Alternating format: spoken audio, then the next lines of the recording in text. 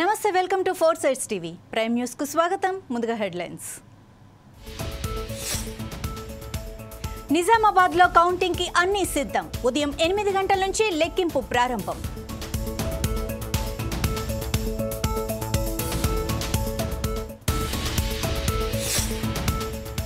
బ్యాంకుల దగ్గర పెన్షనర్ల అవస్థలు. ఎండలో నిల్చోలేక వృద్ధుల ఇబ్బంది.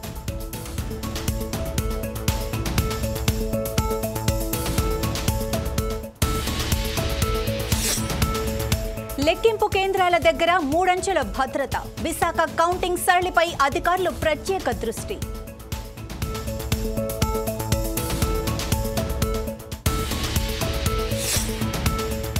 ఉద్యమంలో ప్రాణాలర్పించిన వారి త్యాగాలు వెలకట్టలేనివి. అమరులైన వారికి అండగా ఉంటామన్న మంత్రి సీతక్క.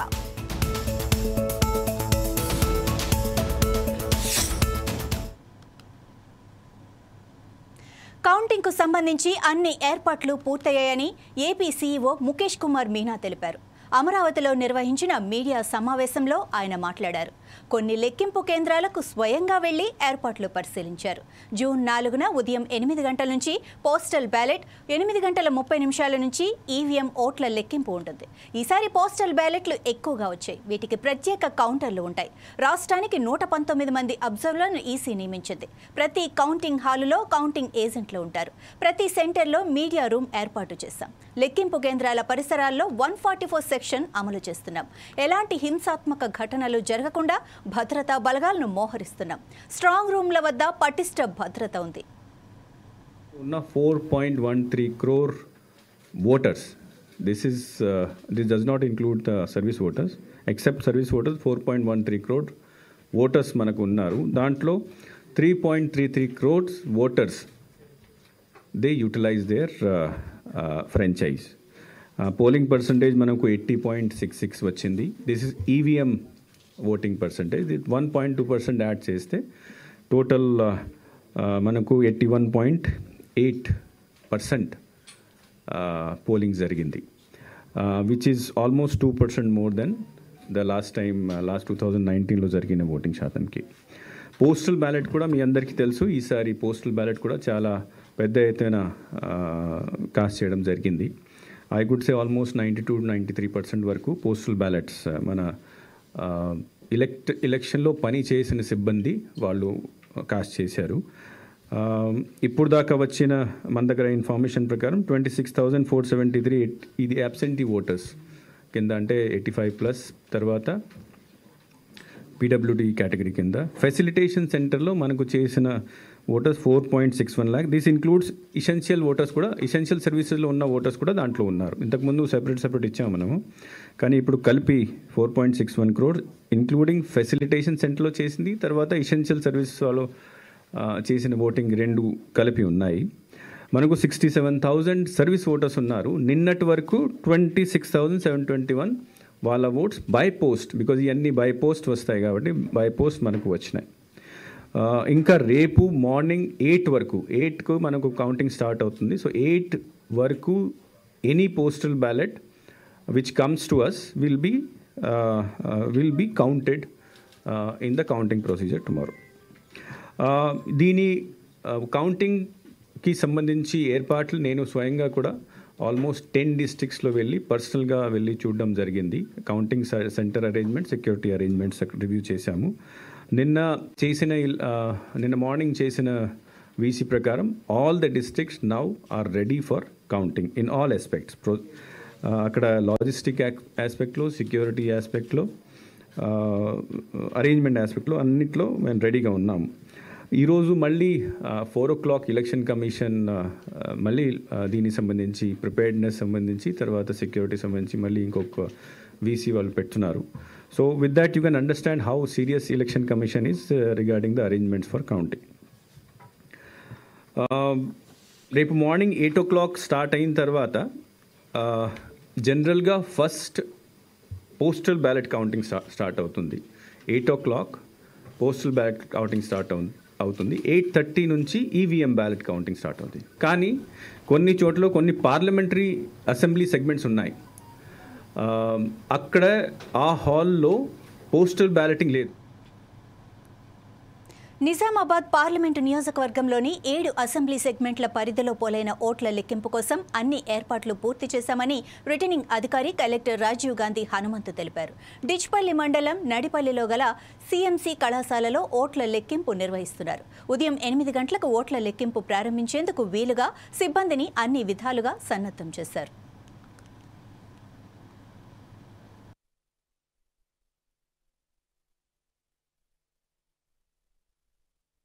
బుచ్చయ్యపేట మండలం వడ్డాది గ్రామంలో Indian overseas bank, state bank of India ఈ 2 బ్యాంకుల వద్ద పెన్షన్ల కోసం వృద్ధులు, మహిళలు బార్లు తీరారు.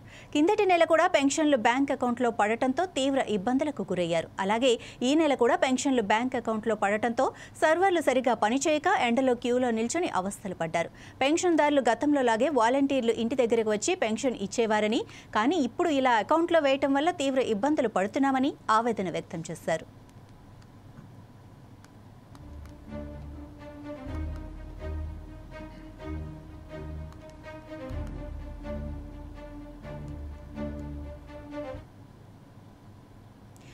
శ్రీకాకుళం నారాయణపురంలో సాయి వినీత్ అనే 12 ఏళ్ల బాలుడు పాము కాటుతో చనిపోయాడు.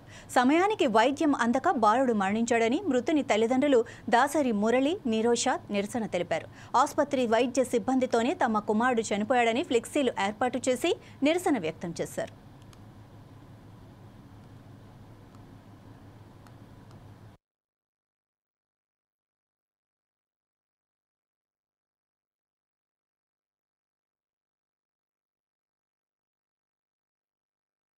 తీసుకెళ్తారు. మీరు మినిమం ఫస్ట్ ఎయిడ్ కన్నా దారుణం, ఆర్ఎంపీ డాక్టర్ కన్నా దారుణంగా మీరు ట్రీట్మెంట్ చేసినారు. మేము ఏదైనా ముళ్ళు గుస్తే ఇదంతా నలుపుగా అయిపోవడము, చేతి వాపు అయిపోవడం ఇవన్నీ రావు. సాధారణ మానవులకి తెలుసును.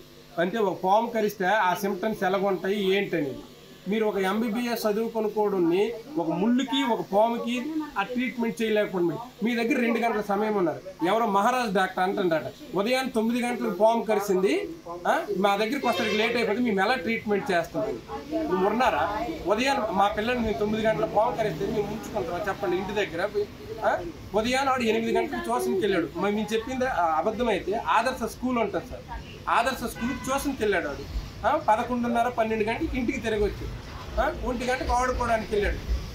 కొన్ని ఆ డాక్టర్ చెప్పింది అన్నాడు. వాడికి విపరీతమైన పెయిన్ లేకపోయింది, మేము ఆలస్యం చేసింది. వాడు విపరీతమైన నొప్పి తట్టుకోలేకపోతుంది అనమాట. ఎంత వేగంగా నాకు హాస్పిటల్ తీసుకెళ్తానని ఒక ఆవేదనతో ఇంటికి వచ్చిన పిల్లల్ని మేము అంత తొందరగా హాస్పిటల్ తీసుకుని వెళ్తే నిర్లక్ష్యంగా ఎక్కడెక్కడో మాట్లాడుతున్నారు. మా బాధ మీకు ఫేస్బుక్లో ఒక స్టేట్మెంట్ పెడితే దానికేమంటే ఆ సార్ స్పందించినారట. ఆ తల్లిదండ్రులు 9 గంటలకు పాము కరిస్తే 1 గంటకు తీసుకొచ్చినారని. మీరు నిర్లక్ష్యం వైద్యం చేయడమే కాక మా తల్లిదండ్రుల మీద నిందలు వేయడం అది ఎంతవరకు కరెక్ట్? మీరు ముమ్మాటికి డాక్టర్లు చేసిన హత్యే సార్ ఇది. 99% ఇది డాక్టర్లు చేసిన హత్యే.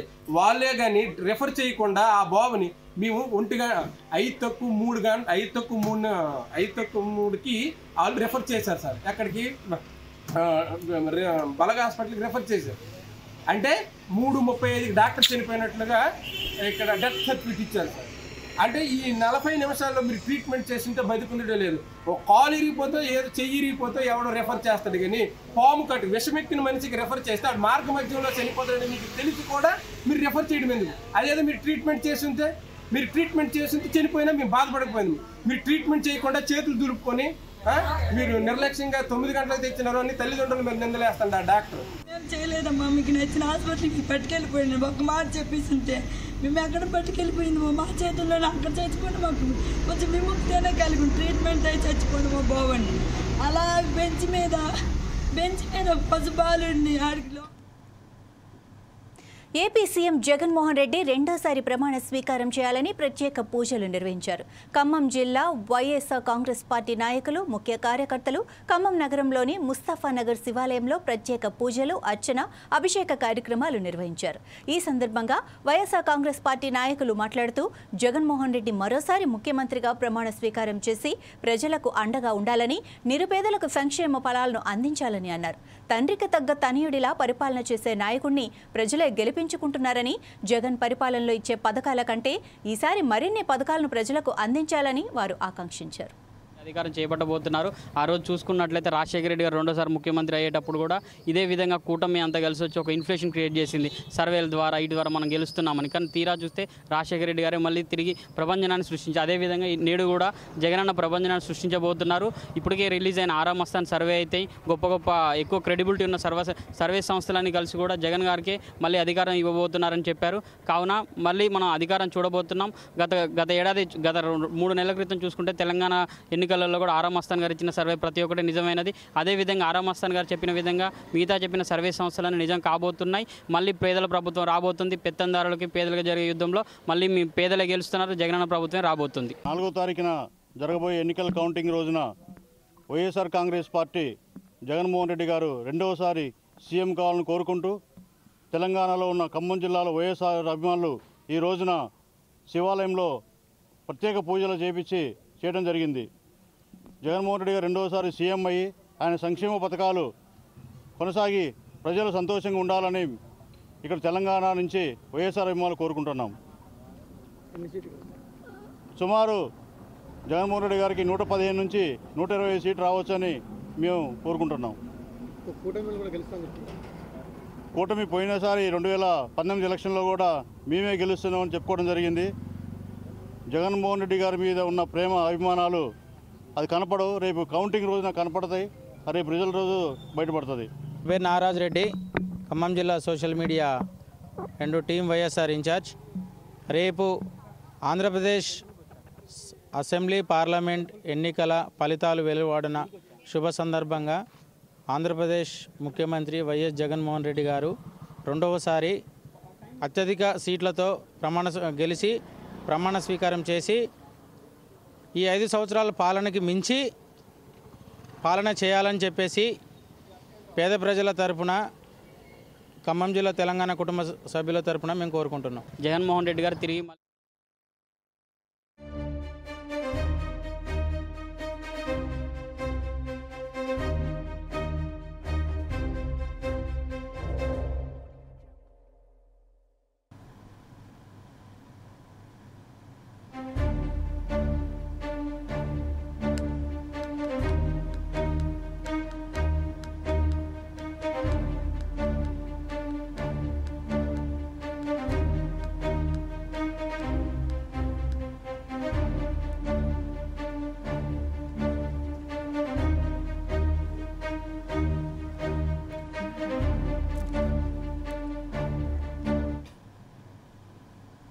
వరంగల్ పార్లమెంటు నియోజకవర్గం ఓట్ల లెక్కింపు ప్రక్రియకు అన్ని ఏర్పాట్లు చేశారు. 3 అంచెల భద్రత ఏర్పాటు చేస్తున్నట్లు జిల్లా కలెక్టర్ రిటర్నింగ్ అధికారి పి ప్రావీణ్య చెప్పారు. సోమవారం ఎనుమలూరు మార్కెట్ యార్డ్లో ఓట్ల లెక్కింపు కేంద్రాలను డీసీపీ రవీందర్, అదనపు కలెక్టర్లు రాధికా గుప్తా, సంధ్యారాణి, డిఆర్ఓ శ్రీనివాసులతో కలిసి కలెక్టర్ క్షేత్రస్థాయిలో తనిఖీ చేశారు.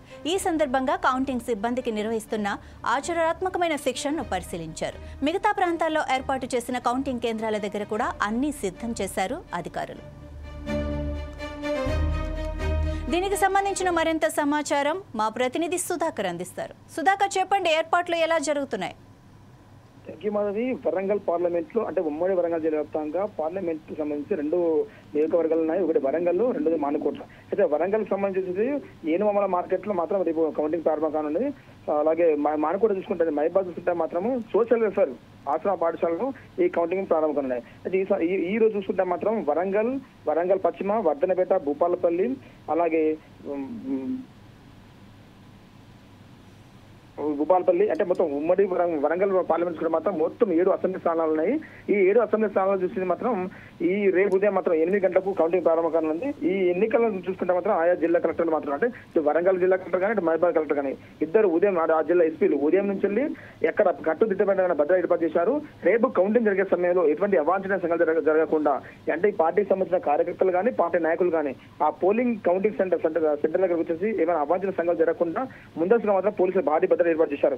మాది సుధాకర్, చెప్పండి, అక్కడ అధికారుల కోసం ఎలాంటి ఏర్పాట్లు చేశారు? అంటే వాటర్ ఇలాంటి సౌకర్యాలు ఎలా ఉన్నాయి? ఇక్కడ రేపు కౌంటింగ్ అంటే ఎవరెవరు వస్తున్న అధికారులు ప్రతి ఒక్కరికి మాత్రం లోపలికి అలౌ చేయడానికి మాత్రం ప్రతి ఒక్కరికి ఐడి కార్డు ఇవ్వడం జరిగింది. అలాగే ఎవరు రోజు రేపు డ్యూటీలో ఉంటున్నారో వాళ్ళకి ప్రతి ఒక్క అవసరాలు అంటే వాళ్ళకి కావాల్సిన టీ నుంచి మొదలు టీ, టిఫిన్లు, వాటర్ అన్ని వసతులు మాత్రం రాష్ట్ర ప్రభుత్వం వాళ్ళకి ఏర్పాటు చేయడం జరిగింది. ఏదేమైనా మాత్రం రేపు జరిగే ఈ ఉమ్మడి వరంగల్ జిల్లా వ్యాప్తంగా 2 జరిగే ఇటు వరంగల్ కానీ ఇటు మహబాద్ కానీ ఈ 2 లోక్సభ పరిధిలో మాత్రం ఎటువంటి అవాంఛనీయ సంఘటనలు లేకుండా అధికారులకు ఎటువంటి సమస్యలు తలెత్తకుండా మాత్రం రాష్ట్ర ప్రభుత్వం మాత్రం పకడ్బందీ ప్రణాళిక చేపట్టింది. ఎవరు డ్యూటీలో ఉన్నారో వాటికి ఏ అసౌకర్యం కలగకుండా వాటర్ కానీ అలాగే వాళ్ళకి టీలు, టిఫిన్లు, మధ్యాహ్నం భోజనంతో సహా అంటే ఉదయం కౌంటింగ్ మొదలు పెడితే కౌంటింగ్ ప్రక్రియ పూర్తయ్యే వరకు అన్ని సౌకర్యాలు అందించారు రాష్ట్ర ప్రభుత్వం వాళ్ళకు. Right, thank you Sudhakar.